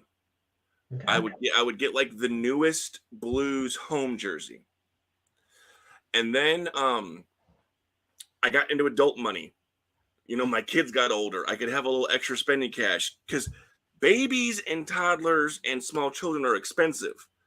Teenagers and adolescents are actually a little less expensive, believe it or not. So I had maybe not mentally, but financially. Yeah. I got a better paying position as an officer somewhere else that wasn't the state. So I had a little bit more extra money. So I said, I really want to start buying hockey jerseys. So I started buying all these different Blues ones. And then I found a site where I could get decently priced defunct team jerseys. So I have one jersey, at least one, from every defunct team. That's unbelievable. Yeah. And I'm missing one Blues jersey that is just impossibly hard to find at a reasonable price. And yes, it is an addiction, not a collection. Yes. Well, this is the thing. Nathan, in Chris's defense, I got a stack of boxes to my right of 45,000 plus sports cards. And I can't tell you how many pendants and memorabilia I have in boxes downstairs. So, I mean, you never know how much you have until you have to move it. And then don't get me started on my video game collection because I literally have an original Atari 2600 behind me. So and it's gotten to the point now where when I do my laundry, I do like my work clothes and my clothes, and then I have to do like 2 to 3 loads of jerseys. And it's like, oh, this is a problem. Because I've seen a lot of your defunct jerseys of your team defunct. I've seen the Atlanta Flames. Mm-hmm. I've seen your Hartford Whalers. I've seen your Quebec Nordiques, which those 3 in and of itself, I love. Yeah. The fact you got the Nordiques. And the blue one at that. Yes. And then you got the California Golden Seals. You have the California Golden Seals. You have a North Stars, I believe. Yes. Cleveland Barons. Cleveland Barons. You have what's that? KC Scouts. Oh man, now that I don't know if I've seen the KC Scouts. I think have you worn it to a show? Not yet. Not that you've been there. I will let you know. How about that? All right, that's a deal because I do want to see the KC Scouts one. That one really intrigues me. Yeah. And you've worn an Atlanta Thrashers, which I know fairly recently defunct, but still. And you might as well go out and get an Arizona Coyotes one because I was just gonna say that. I so hope they move because I want one so bad. I want that purple reverse retro so bad. So you don't get them unless they become defunct, basically. No, because I am such a homer. I am a Blues fan, a Cardinals fan, and a Battlehawks fan, and I even bought an SLC City jersey because it's going to be the home team. I got to support them. Yep. So I cannot buy a jersey for a team that exists because that would be almost me being disloyal. Well, okay, so this brings up a question. So, my favorite football team has always been, and you can see it by the helmet back there, and you got first got another thing. Nathan says jerseys are the only thing that fit over his very large cranium. You know what? I'm glad he said cranium because that's not where I thought he was going. I'm just going to be honest. On his joke about addiction, every time I get a new jersey in the mail, I'm just like, I tell myself, it could be crack. It could be crack. It could be crack. This is okay. It could be crack. Oh my gosh. Anyway, my favorite team is pretty much, it was always the St. Louis Rams and the Cleveland Browns. Mm-hmm. Rams move because Stan Kroenke's an asshole. And, then I got the Cleveland Browns. Yeah. In the background, I have always had a soft spot for the Chiefs because they were the other Missouri sports team. When the Rams moved, but this is what I'm trying to get at. Yeah. When the Rams moved, is it called being fake to cheer for the other team in the state of Missouri? No, because before the Rams came here, if you're my age, the Rams moved here when I was in 7th grade. A lot of my friends were either Bears fans, Chiefs fans, or Packer fans. One of those 3 teams. Predominantly Chiefs. Now, I will never be a Chiefs fan again because they voted for the Rams to move, which is why I'm a Bengals fan now. I don't really like the NFL anymore because of what they did to the city of St. Louis. Right. But if I'm going to support a team, it's going to be the Bengals because them and the Raiders were the only teams that voted against the move. Which is interesting because Mike Brown is just an absolute abomination of a general manager and owner. But, kudos to him on it, I guess. But no, yeah. And it's like there's your favorite team, but then there's other teams you cheer for. Like, let's put it this way. I know you. Well, that's also because the teams that you have jerseys for don't exist anymore. Well, no, I'm saying and then the blue. Okay, we both play fantasy hockey, which you suck at, by the way. But I want the guys that are on my team to do well. But if they're playing the Blues, I want them to have a horrible night. Right. That's what I'm saying. Okay. Example. Would I like the Chiefs to do well? Of course. Were I happy they won the Super Bowl? Yes. When they play the Browns, do I want the Browns to kick their ass? You're damn right I do. Yeah. And I was depressed when they lost in the divisional round, and I was depressed when they lost the week 1 the very next year. But you damn right I want them to win. But that's kind of the point I'm trying to get at.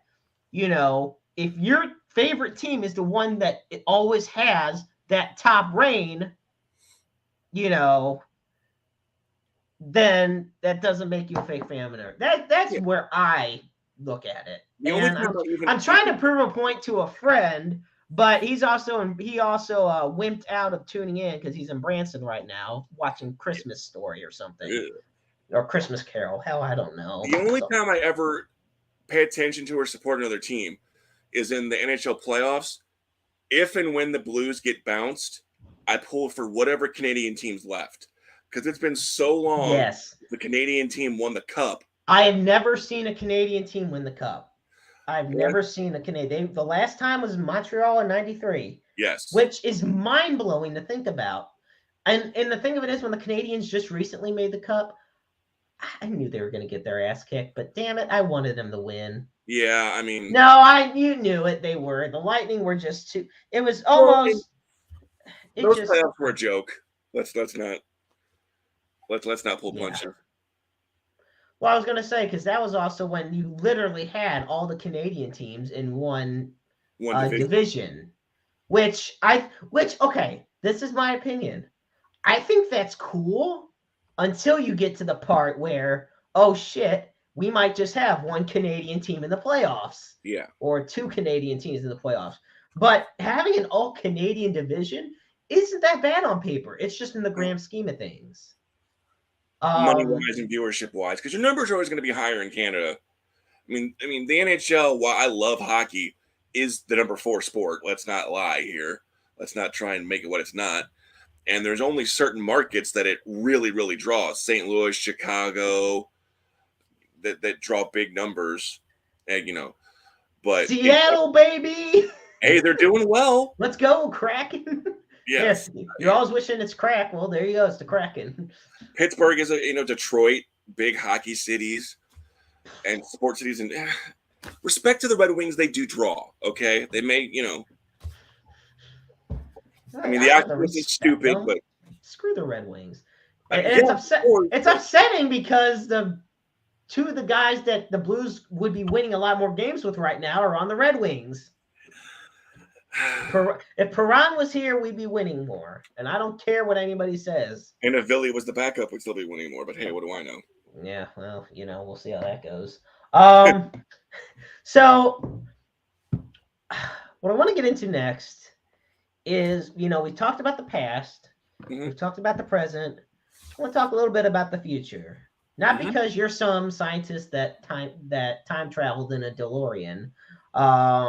Not that you haven't had that idea yet, but trust me, especially these days, getting uranium ain't gonna be easy. Or getting a lightning strike, or plutonium, or any of the elements. Family Guy, it's uranium, plutonium, and Back to the Future. Anyway, so here you are. You're full-time officer. You're constantly refereeing in wrestling. How long do you feel that you can do both? Until I can't. That's my best answer. Physically, I'm feeling really good. I'm pushing 40 real hard, but I feel like I'm in good enough shape to keep doing this. I don't have trouble getting around. I don't have trouble getting in and out of the ring, sliding in. The only limitation that I have physically in the ring is I cannot get all the way down like some of the guys do on their side and count from their side. I count from my knees because it's just easier because I got a bad shoulder. I can't get all the way down there like that. But that's it. So I mean, I feel good. So I think I got another 10, 15 years in me. I can get those J King numbers before too long. I'm about to say, well, and now that J King will be retiring next year. Yeah, it's some point in the future. He's sick and tired of hearing he's going to retire at some point in the future. Well, okay, within the next few years, we'll put it whenever that J way. King decides to retire, is when J King's going to retire. Okay, well, I thought he had told me the exact timetable, but honestly, knowing Jay, he was just throwing dust in the wind or smoke out there. So Jay was probably like, yeah, 1 to 2 years, but now it's just like, whenever. So, but at the same time, that's a high benchmark for you to make. And honestly, it's definitely a badge of honor that you even have 150 matches, let alone the amount that Jay King has, which no, I don't know the total amount too, and no, I don't plan on. He doesn't. I asked him; he didn't keep track. He said it's somewhere in the neighborhood of like 1,700 or something like that. Yeah, and even at my point where I'm pushing 200 now, how many people last that long in this industry? Yeah, almost 2,000 matches officiated, and.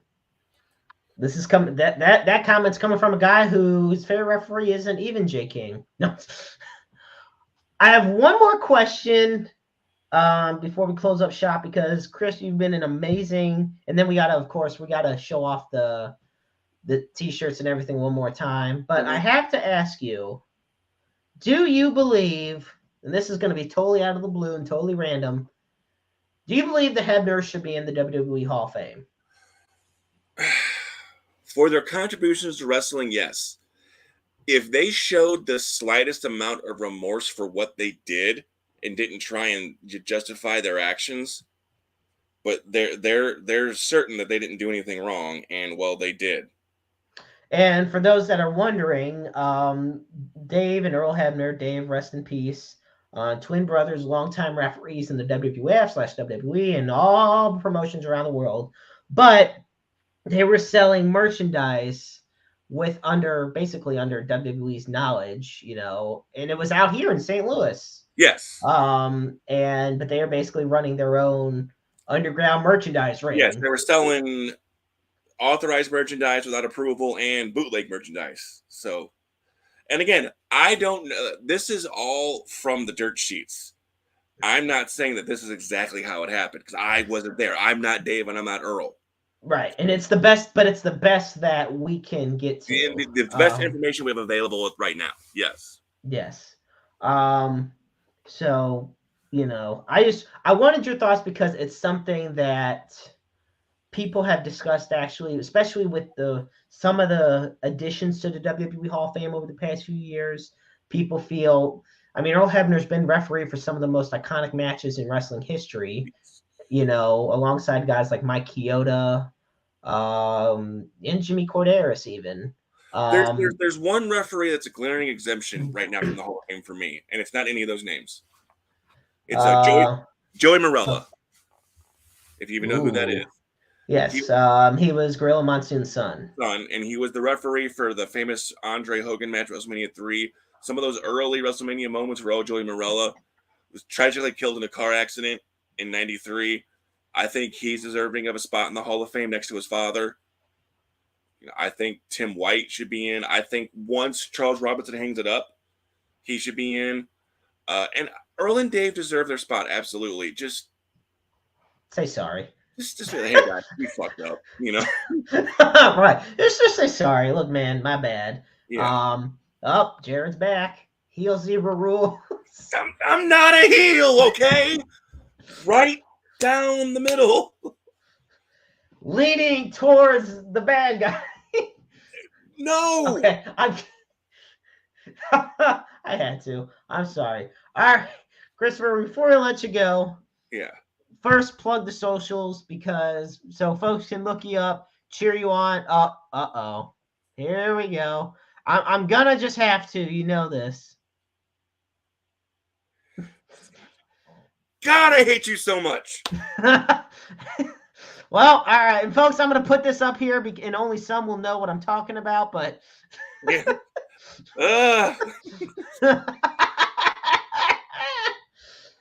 the relationship. I always throw some kind of insult out there to him, like really horrible things.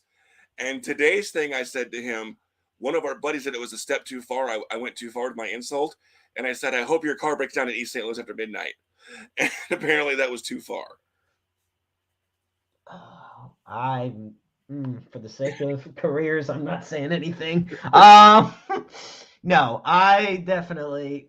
Whew, oh well. Well, you're an officer with a badge. Anyway, Chris, tell us where the lovely folks, especially the ones that love to boo you for some reason, can find you on social media. So it's in there, the corner of the screen. Everything. I'm on everything. Twitter, Instagram, TikTok. It's all at 1_2_3 miles. I'm not on any of the Mastodons or Tribal, any of that, because I don't need more social media. But Twitter, Instagram, TikTok, Facebook, just look up Christopher Miles. And of course, buy the t-shirts. Well, before I let you go, I wanted to save it as a surprise for later, but figured hell, we got you here now. Folks, before James went off the air this earlier in the show, we were talking about how he has his show, The Strike Zone. He also has The Fourth Period. He also does Blues pregame show. And of course, you'll find me on Roundabout Sports and in some other projects down the line. But Christopher Miles here is going to be having himself a podcast show similar to this as a part of Interstate 70 Sports Media. And we are here to announce the formation of that, but I'm going to let Chris, I'm going to let you take over for a second and just kind of give us a quick little skimmy about what the show is about. So the show is going to be called Issues with Wrestling, and I've did it in the past and took a hiatus to go train and do work, and it's coming back, as Jeremy said, a part of the wonderful Interstate 70 Sports Media family. And how it differs from every other wrestling podcast is that myself and a roving host will get, myself and someone else be on with me, or a group of people. We're going to take a topic in the wrestling industry, an issue, if you will, and just break it down like Donnybrook style and have a debate and or talk about that issue. We could plan for the first few episodes are what wrestling has become and what it is now. We're going to talk about women in wrestling and the struggles they deal with and what they have to go through. We're going to talk about developing a character.